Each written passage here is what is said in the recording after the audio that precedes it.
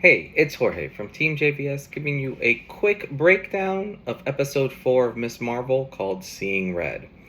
So, this episode obviously picks right off where episode 3 dropped off, where um, Camila is basically heading over to Pakistan to meet with her grandmother. Obviously, in the plane, she was a little nervous and she just kept looking over her text messages, which I think it's kind of funny because obviously there's no cell signal, way up in the sky up there, and for whatever reason. So I found that aspect to be a little humorous, and also for anyone who's been on international flights, you kind of know that before the plane basically lands, people are getting up and grabbing their stuff, from the overhead compartment. So I thought it was funny how they added a couple of those, just kind of making it very lifelike and just kind of adding to it. I think once she arrives at the airport, it's very neat how everything kind of changes, in the fact that she kind of meets with her cousins there, and then she meets with her grandma, and things just go kind of like you would expect. Like, she goes over to the house and she's just like, wow, like, I never realized this house was so big, which is kind of interesting, just kind of seeing how everything breaks down. I do find it kind of crazy how, obviously she's having a lot of these like one-on-one moments with her grandma, and her grandma very nonchalantly just drops that, like, yeah, she is a djinn, and just almost like like a matter of fact, like it's nothing big or nothing important. So I found that to be interesting. So I'm wondering if her grandmother has or had special powers as well, and maybe because of her age, is that why she sent her the bangle that kind of unlocks all these powers. Something that I found also kind of nice was when the grandma was kind of telling her story about the train station and how they, basically they both keep seeing it, but kind of saying how she got separated from her father, and I believe she basically followed some stars and she ended up getting reunited with her father. And I think that's going to play a very key role in next week's episode. But we'll see how kind of that breaks down. But, you know, from there, you kind of get Kamala just kind of exploring Karachi. And I find it very fascinating because you kind of get this very unique view of Pakistan, which, I've never been, but I feel they've done a very good job of showing kind of like the personalities, the colors, like all the brightness, throughout all the street vendors and all that. It really, at least for me, it made me feel like I was actually there.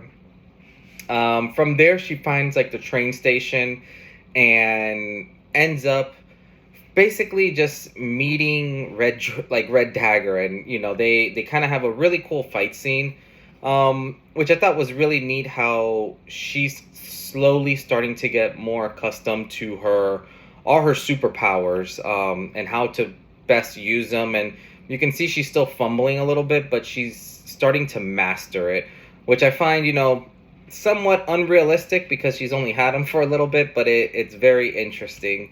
From there, you kind of, this episode kind of shows you basically all the jinns and how they break out of the prison that they're in. I do find it kind of cold-blooded how they just left Quran back, just because he helped her out earlier. So I do wonder how he's going to play into it, because I don't foresee them just dropping that character, kind of like that character. I thought it was interesting how he kind of jumped into it. From that scene, you kind of flash back, to Pakistan, where all of the Red Daggers are kind of showing Kamala all these kind of the connection between the different multiverses. And multiverse just kind of keeps getting thrown out there, and I think obviously, if you haven't known yet, like, that's kind of, I think, all of Phase 4 is just going to be all about this multiverse. I do find it, just interesting how, in just this short time, like, obviously you see Kamala training there and all these things happen. But from there, you kind of see that, the bad jinns end up finding her there, and they, have this huge battle. Obviously, this kind of end scene battle was kind of good. Very sad to see kind of the leader of the Red Daggers basically die. But from here, you kind of get the big cliffhanger where during the battle, you see, at one point, Kamala trying to block um, a strike, and they hit her bangle with, like, I forgot if it was like a staff or a knife, and she basically gets like morphed back into the train station. A couple things that I found really cool. So when she kind of did that dimensional travel, um, it reminded me a lot of kind of in Doctor Strange, like America Chavez. Every time she would kind of morph, through dimensions, it reminded me a lot of that. So I think that's going to be kind of neat how everything ends up, folding for next week's episode.